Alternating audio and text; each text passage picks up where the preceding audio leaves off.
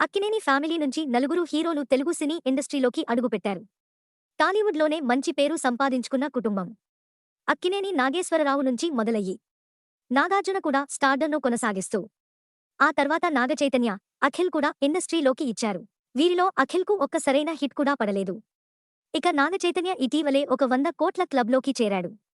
ఇక సినీ కెరియర్ పరంగా చైతూకు కలిసి వచ్చిన తన వ్యక్తిగత జీవితంలో మాత్రం ఎన్నో ఇబ్బందులు వచ్చాయి.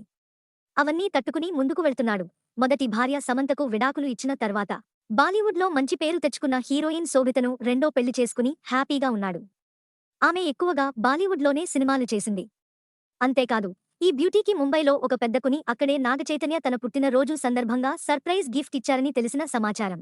ఆమెకు ఎప్పటికీ గుర్తుండిపోయేలా అన్ని సౌకర్యాలు ఉన్న ఒక ఫ్లాటును 10 కోట్లు పెట్టి తన పేరు మీద రిజిస్ట్రేషన్ చేసి ఇచ్చాడట. ప్రస్తుతం ఈ వార్తకి సంబంధించిన సోషల్ మీడియాలో బాగా వైరల్ అవుతుంది.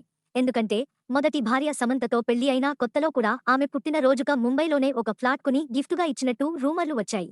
ఇప్పుడు మళ్ళీ అదే సెంటిమెంట్ను ఎందుకు ఫాలో అయ్యడా అని అందరికీ అనుమానం వస్తుంది.